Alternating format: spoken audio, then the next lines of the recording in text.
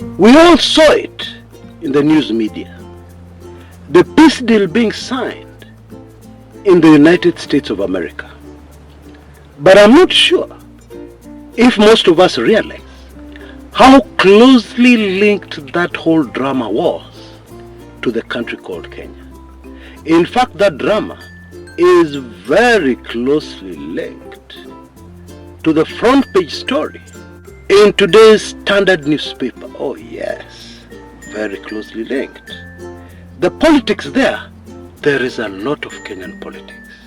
And I don't know, I'm not sure if you're aware of the fact that there are two Kenyan presidents at that function.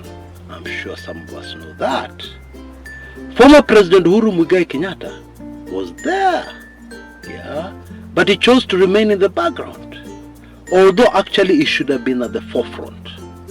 Okay, if you don't know the reason why, stick with me and I will go into that. But this is not foreign news, yeah, make no mistake about that. This is very much Kenyan local politics, and we're going to discover exactly how in this very revealing show I've prepared for you today. I hope you enjoy. Twende kazi.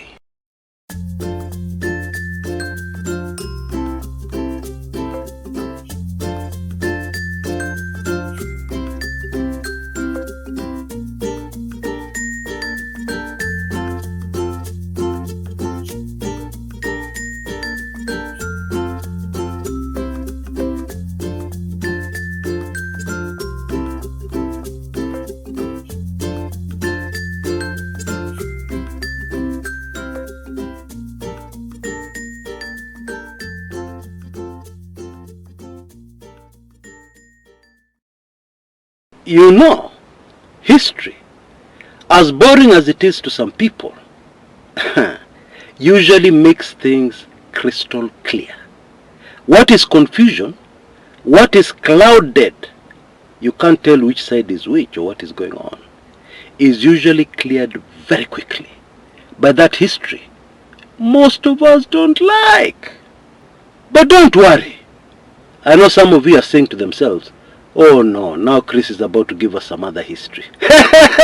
No, I'm just going to make a simple historical statement. One sentence. Okay? The conflict in the Congo has been there for as long as a man called President Kagame has been in power. I know most of us don't know this, but Kagame started as vice president, but he was actually the president. There was a figurehead, yeah, who was installed there as president. Yeah. Bottom line, that conflict is exactly the same age as President Kagame's rise from being a nobody into power. Okay? Can I give you just one more sentence, historical? The Congo, DRC, has never, ever enjoyed peace since she gained her independence. Main reason? Her mineral wealth. It attracts people from all corners of the world. And those people from all corners of the world are ready to do anything to ensure that they have access to these minerals in the DRC. In other words, this mineral richness of DRC is its very curse. Okay? But now let's move into the local politics as promised. And the first mystery, it's indeed a mystery, is why was President Ruto there? Why is that a mystery? Because it would not have been a mystery if Museveni, Kaguta Yoweri of Uganda, was also there. Yeah, because Ruto and Museveni, same WhatsApp group. Okay? The two individuals in the region who must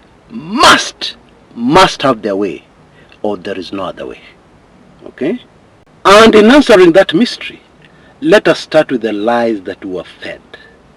The PR, the perception stories, and narratives that we were fed. Officially, we were told Ruto is going to the US to attend the peace signing ceremony. However, in the US, it quickly became very obvious that that is not the main reason he went. Now, there is a very important clue I think we should start with. He received an official invitation from President Donald Trump. Okay? Now, let me ask you a question. Most of the times when Donald Trump invites African leaders, what does he invite them into the States to do? Do you know the answer to that question? Wanaitwanga wasomewe. Okay? And so attendance at this signing of this peace deal was just a by the way. Okay? There is something else the president did when he was in the United States. He witnessed, he was not a signatory, he witnessed the signing of a very controversial deal. Yeah? The long and short of which, personal medical data of Kenyans will be shared with the Americans. Now, of course, the first immediate question, is why? What for? But that is a story for another day. Let's stay focused on the topic of the day. Now, everybody on the face of the earth has a good side and a bad side. Okay? And I know most of my dearest friends don't like Trump. So let me put it this way. One of the things I like about Trump is that afichangi mambo nyingi. He normally says it as it is. He's not a typical politician. In his speech at this signing ceremony, he was very direct and blunt and mentioned that one of the reasons why this was happening is the minerals in that country, which in Trump's own words is going to make everybody a lot of money. He was clear on that, at least. And I am grateful because we avoided the usual fake American narrative of humanitarian help, or we are stepping in to sort out the crisis on humanitarian grounds. At least, we avoided that. Trump was clear and he was blunt. Thank you, President Trump. And by the way, I am not a Trump supporter, damn. No. The only reason, one reason only, I was so enthusiastic about supporting a Trump presidency had to do with Kenya. Okay? And regulars on this channel will know what I'm talking about. It had to do with Kenya and the world and humanity. Period. There was no other reason.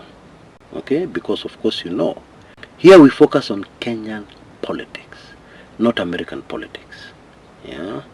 Because the truth is, and this is emerging very rapidly, that Trump is bullying his way dangerously close to the American Constitution in the things he's doing. But again, that is not our topic for today. Now, the fourth president of Kenya, President Uhuru Kenyatta, was there. Why now? Why was he there? Okay, he had a very good reason to be there. Because even the DRC President, Tshisekedi, told us very clearly that he was one of the people who kick-started the peace process that led to the signing in Washington. Okay? He was at the forefront. I believe this was even in the news. We saw several trips he made. We saw many times his intervention in seeking for peace in that country. But who gets to make a speech? President Ruto, who at that time was already doing very many things to frustrate President Uhuru Kenyatta's efforts. Okay? But then who said the world is fair? Who said? Something else very important to note. When you broker a peace deal, you don't become the star of the moment. No. You remain in the background. Your work is over. You don't try to upstage the players who have made the peace deal. You don't. Yeah? I am just saying, yeah, those who get me, thank you very much. Number two, if you want people to know you're intelligent, the last thing you do is to try and show them that you're intelligent. It will always have a way of backfiring. If you're very intelligent, you believe you're very sharp, just relax. It will be very obvious very shortly. Okay? Please allow me to leave it there. Again, those who get it, asanteni sana. Those who don't, no, I'm not insulting intelligence. I'm just laughing because of the very delicate situation I find myself in. Okay? Subaru boys manenos. Now, breaking news. Do you know what happened even before the ink dried on this peace deal? War escalated. Yeah, the war, which is supposed to have been ended by this peace deal, escalated. Yeah, both sides of the conflict. The M23 guerrillas, fully financed and backed by Rwanda, okay, and the Congolese army clashed, and there were casualties. Oh boy. Okay. So, was this peace deal a failure? A complete failure? Actually, no. This is normal. In some peace arrangements, including some very famous ones, there is that period of transition, yeah, where things happen. And then people come back and remind people, hey, you remember we signed a deal? You're not supposed to do this. And so on and so forth, as both sides adjust. Now, having said that, I need to remind all of us, this is not an exact science. And there is something that has happened before in the region, yeah, about peace deals that comes to mind. And what happened in that instance? Shortly after the signing of that peace deal, war escalated, and then shortly after that, Yoweri Museveni came into power. Yeah, I'm talking about the peace deal that was signed in Nairobi, yeah, between Museveni's guerrillas and the Ugandan government at that time, which Museveni was fighting. I believe the leader of the Ugandan government at that time was called General Kello. Shortly after the signing of that peace deal, there was really no peace. War escalated, then shortly after that, Museveni's boys stormed into Kampala. And the long, endless reign, almost endless, of Kaguta Yoweri Museveni started. And so what I'm saying is that these things are usually complicated. And we just need to give it a little time to see where this one goes. But we should be clear, the Americans are in this deal for business reasons, commerce. Okay? And the two African leaders bang in the middle of this. By the way, they don't like each other. And it was clear at the signing ceremony, they couldn't stand each other. It was very clear, even the body language. The two African leaders are there because they have been bullied into it by a very powerful Western nation. That is really what it is. Now, the saddest thing of all about all this drama is that there are reports that the Kenyan government paid a lot of money for the public relations arrangements of Ruto in the US. Bila kizungu mingi, even having Ruto speak at this ceremony, ilikuwa kazi. Yeah, because of what I've already explained. Yeah. One of the parties is very sure is not neutral in this conflict. And by the way, what is Kenya's foreign policy? Do we even have a foreign policy? Hey, yeah, that is one of the other things about this regime that Kenyans need to take note of and hold the next leader to account so that they never go on this path again. You know, it impacts the ordinary folks very badly when your government is looked upon suspiciously by your immediate neighbors, it affects the wananchi, and sometimes it can be lethal, even fatal, on the wananchi. And one has to ask, for what? For what? For money? Now, the other very obvious clear link of the Washington peace deal and the country called Kenya is bang on the front page of the Standard this morning. Kenya has become a major gold exporter. How now? Kenya does not have large deposits of gold. We don't. So where is this gold coming from? Well, the Standard newspaper has told us very clearly, in a very well-written, well-researched piece, that this gold, it's more than obvious, is coming from places like the DRC, Sudan, etc., etc. And you know what? This is blood gold. Why? Because in those countries, for this gold to find its way from those countries of origin to Kenya, so that we export it for the benefit of a few individuals, many lives have been lost. There is a lot of blood, innocent blood on the ground, crying out to the Most High. Okay? Now in conclusion, I just have one question to ask. With all the many mounting problems in Kenya, you know, a president has to manage their time very carefully. How important was this Washington trip? Okay? Of course, we know that the president was summoned, invited by Donald Trump, and the invitation, in case you missed my last video, the invitation from Somo was over the Somali issue. A few Somalis domiciled in the United States of America committed fraud against the American government and the American people. And what Trump wants to do now is to recover the money which was defrauded from the American people. And the big shocker locally is that that money is in major apartment developments, very major, right across the country, from Kisumu to Nairobi. We're talking about Kilimani, South Sea, Isili, etc., etc., right down to Mombasa in places like Nyali. If Trump ends up seizing these assets, it will have a major impact in our country. But then please don't hold your breath.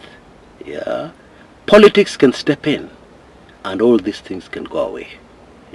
Things can go either way, because that's how the world works. But of course, it's a hope of most Kenyans that the Americans recover their money stolen from them. You know, it is so sad that so many people can suffer because of a few people. There are so many hard-working, honest Somalis. Some of them are my friends, very dear friends. And all these people could suffer the consequences of the criminal activities of a few Somalis. Okay? And so I would urge, especially followers of this channel, don't allow yourself to be sucked into Somali bashing. Don't do that.